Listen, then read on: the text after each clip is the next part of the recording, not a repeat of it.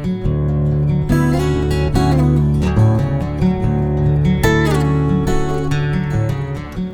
Kelpieone here on Stainedglasscuts. Today I'm going to show you how I cut a circle.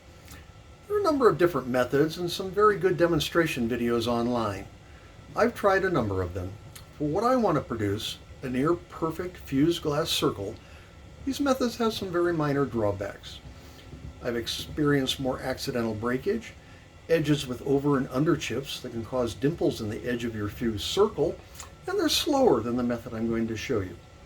Here are the tools I'm going to use: a circle cutter, a glass cutter, running pliers, drawer liner, and a flat lapidary grinder. I'm starting with a 4x4 piece of glass, and we're going to cut a 3-inch circle.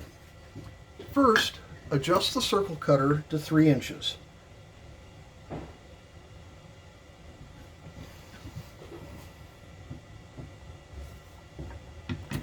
Then, take a piece of drawer liner and put it on your cutter.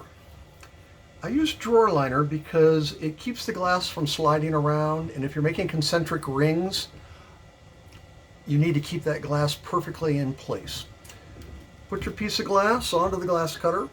Make sure the smoothest side, these two seem to be almost identical, but one side slightly smoother. Center it on your cutter and just check the rotation. Then what you'll want to do is you'll press down on the cutter and score your circle. Next, I'm going to take 2 pieces of drawer liner, and the reason for doing that is that I've got a hard surface here and I need to have a little bit of give. But what you want to do is you want to take your glass piece and turn it over. Now, you may not be able to see the score lines very clearly, but a little trick I've learned is you can place a piece of paper towel underneath and it becomes quite visible. Okay, what I want to do is I'm going to take and apply pressure to the middle of my glass, and I'm going to tap on each of the 4 corners until I can just see a break.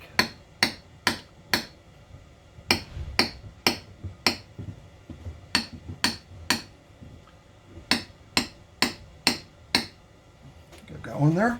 No, maybe not. All right, next, as you can see, I've got just the little start of a break in each corner, except for that one. Let's try that one again. There we go.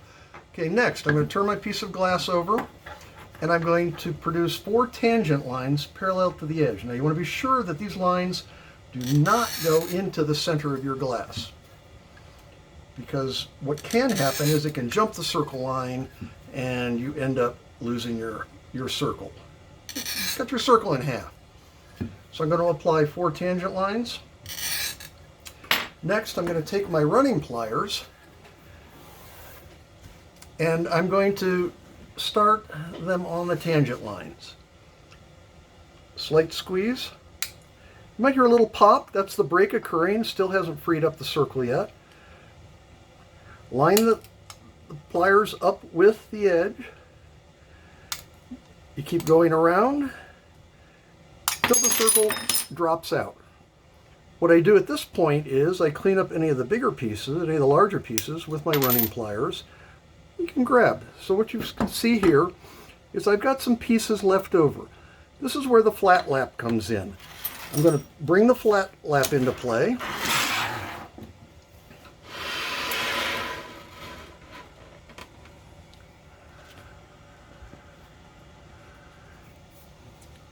I also mess around with rocks, that's why I have the flat lap.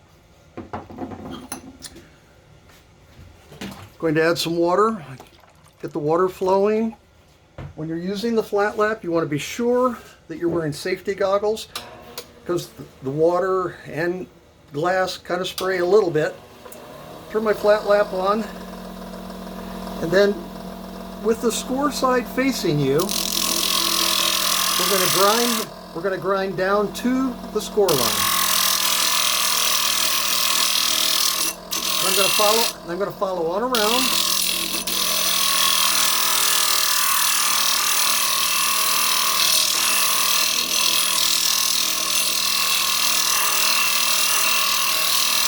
I'm doing here is taking care of any protruding pieces.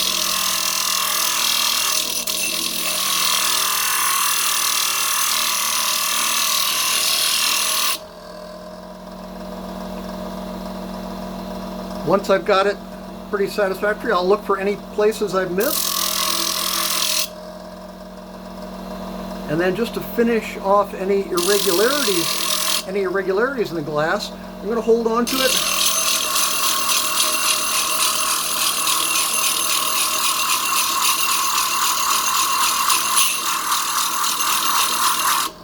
You want to keep your glass vertical through this whole process. And at this point, I'm just going to give my glass a little bit of a rinse.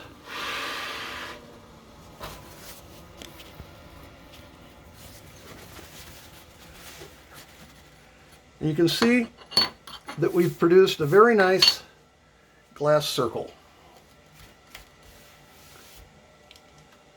Hope this video was helpful. The materials and tools shown in this video are available via the links below. Don't forget to subscribe, and thanks for watching. Cheers!